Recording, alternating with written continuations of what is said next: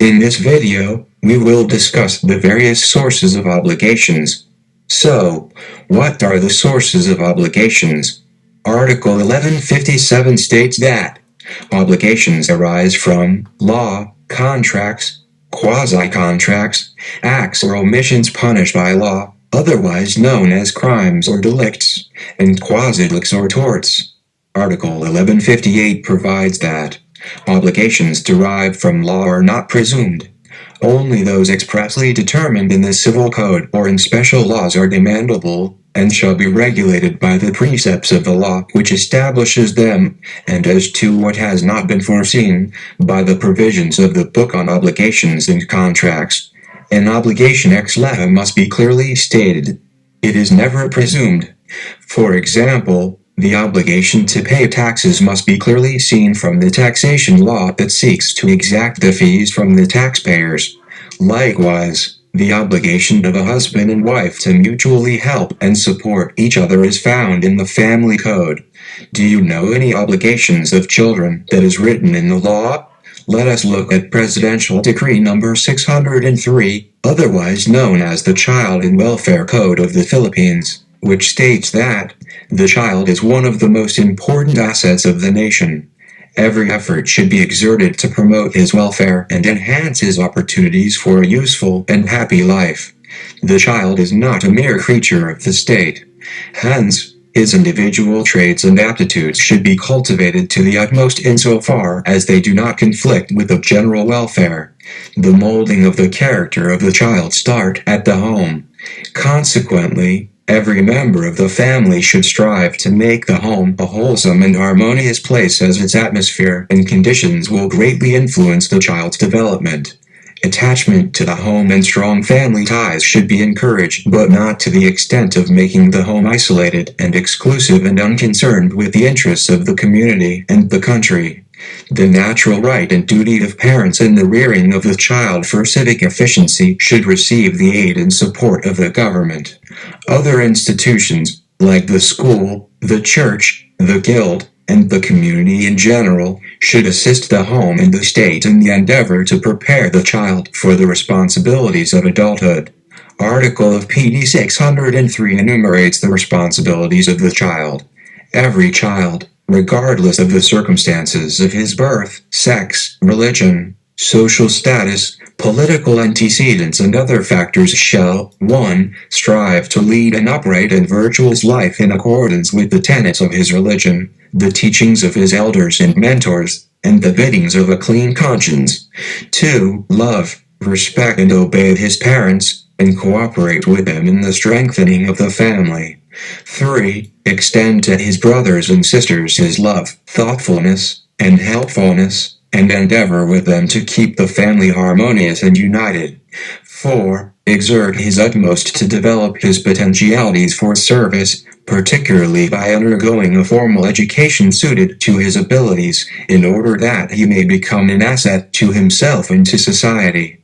5. Respect not only his elders but also the customs and traditions of our people, the memory of our heroes, the duly constituted authorities, the laws of our country, and the principles and institutions of democracy. 6. Participate actively in civic affairs and in the promotion of the general welfare, always bearing in mind that it is the youth who will eventually be called upon to discharge the responsibility of leadership in shaping the nation's future. And 7. Help in the observance of individual human rights, the strengthening of freedom everywhere, the fostering of cooperation among nations in the pursuit of their common aspirations for programs and prosperity, and the furtherance of world peace. The second source of obligation is the contract. Article 1159 states that obligations arising from contracts have the force of law between the contracting parties and should be complied with in good faith or urami fides. Article 1305 defines a contract as a meeting of minds between two persons whereby one binds himself with respect to the other to give something or to render some service. Under the freedom to contract rule, the parties can agree on anything except if it is 1. Contrary to law. For example, The parties cannot agree for one party to deliver marijuana in exchange for a certain amount. 2. Contrary to morals. For example, a party cannot agree to help someone get an abortion. 3. Contrary to good customs. For example, a party cannot agree to disrespect an elderly in exchange for a bottle of beer. 4. Contrary to public order. Or 5. Contrary to public policy. The third source of obligations is quasi-contract. Article 1160 provides that obligations derived from quasi-contracts shall be subject to the provisions of Chapter 1, Title 17 of the Book on Obligations and Contracts. Article 2142 defines a quasi-contract as that juridical relation resulting from lawful, voluntary and unilateral acts by virtue of which the parties become bound to each other that no one will be unjustly enriched or benefited at the expense of another. Quasi-contracts are based on the principle that no person shall be unduly enriched at the expense of another. What are the kinds of a quasi-contract? The first kind of quasi-contract is negotiarum gestio. Article 2144 states that whoever voluntarily takes charge of the agency or management of the business or property of another, without any power from the latter, is obliged to continue the same until the termination of the affair and its incidents, or to require the person concerned to substitute him, if the owner is in a position to do so. This juridical relation does not arise in either of these instances. 1. When the property or business is not neglected or abandoned. 2. If in fact the manager has been tacitly authorized by the owner. Article 2150 provides further that, although the officious management may not have been expressly ratified, the owner of the property or business who enjoys the advantages of the same shall be liable for obligations incurred in his interest, and shall reimburse the officious manager for the necessary and useful expenses and for the damages which the latter may have suffered in the performance of his duties. The same obligation shall be incumbent upon him when the management had for its purpose the prevention of an imminent and manifest loss, although no benefit may have been derived. For example, Alma owns a mango farm in Isabela. She had to go on a 1-week emergency trip to Davao City, and while thereat, a typhoon hit the province of Ayabella. The neighbors and relatives took upon themselves to harvest the fruits and in doing so, incurred expenses amounting to P5,000.00. Alma has the obligation to reimburse the P5,000.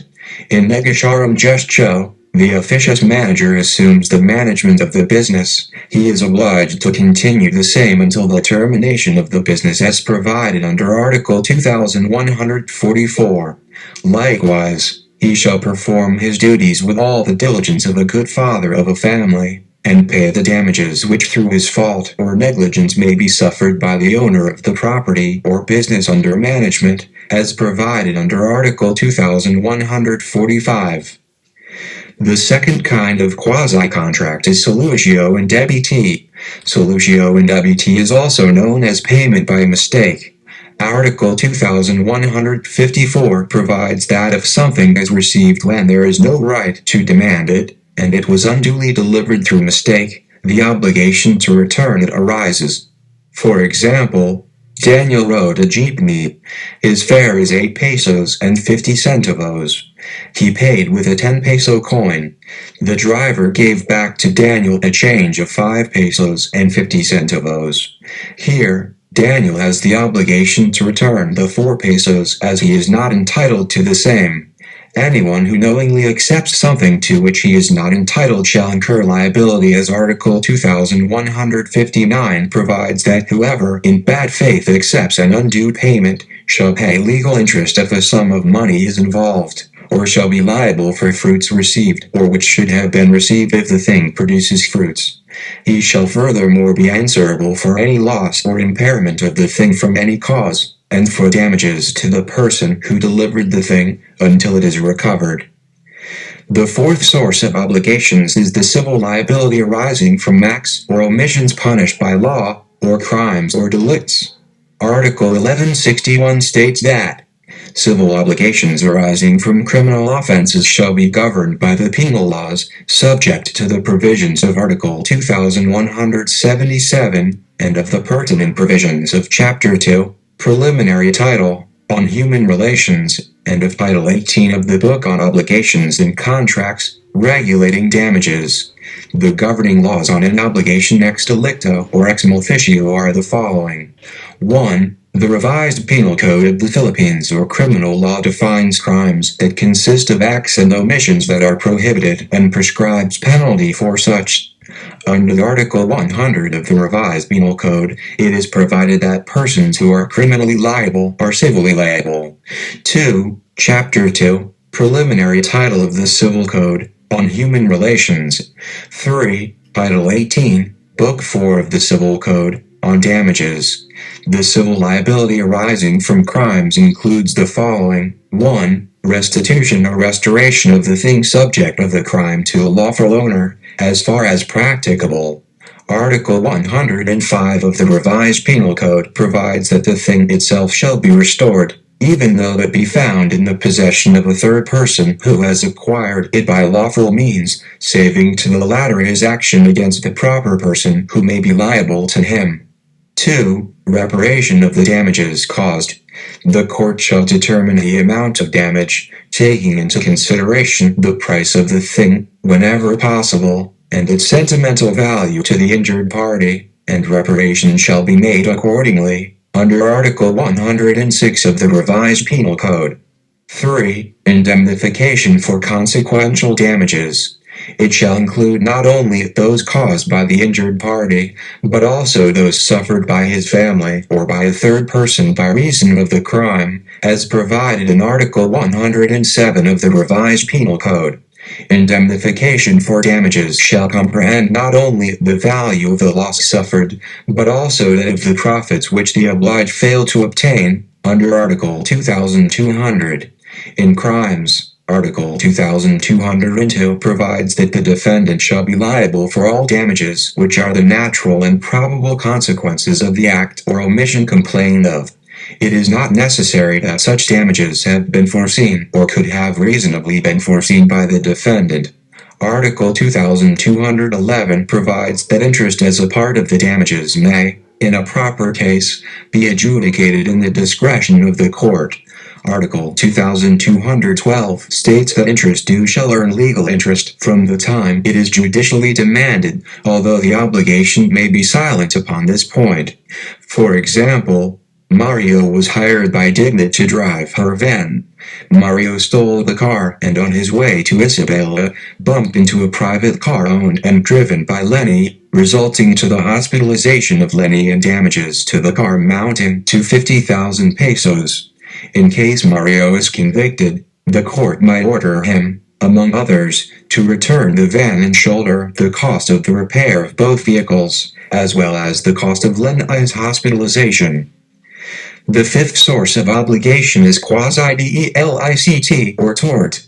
Article 1162 states that obligations derived from quasi-delict shall be governed by the provisions of Chapter 2, Title 17 of the Book on Obligations and Contracts, and by special laws.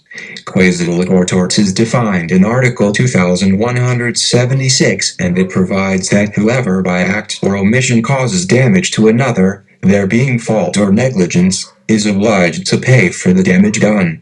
Such fault or negligence, if there is no pre-existing contractual relation between the parties, is called a quasi-delict. The liability for damages in quasi-delict is the fault or negligence of the person causing the damage. Article 1173 states that the fault or negligence of the obliger consists in the omission of that diligence which is required by the nature of the obligation and corresponds with the circumstances of the persons, of the time, and of the place. The person who acts negligently and causes damage to another is known as the tortfeasor. The test by which to determine the existence of negligence in a particular case may be stated as follows. Did the defendant in doing the alleged negligent act use that reasonable care and caution which an ordinarily prudent person would have used in the same situation? If not, then he is guilty of negligence. This was stated by the Supreme Court in the case of Abroger v. Cosmos Bottling Company and Integrates, Incorporated, GR number 164749. For example, Blake owns a factory that partially collapsed 6 months ago and Luna, a passerby, was hit by some of the debris and wounded. Blake is liable for the injuries suffered by Luna. Article 2190 provides that the proprietor of a building or structure is responsible for the damages resulting from its total or partial collapse, if it should be due to the lack of necessary repairs. What are the kinds of negligence? There are 3 kinds of negligence. These are the following: culpa contractual, culpa erquiliana, and culpa criminal.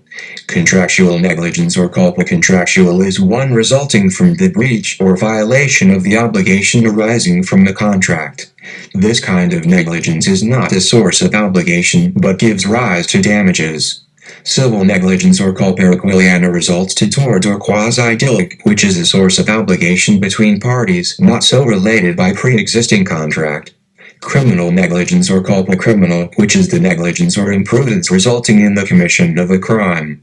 What is the effect of contributory negligence?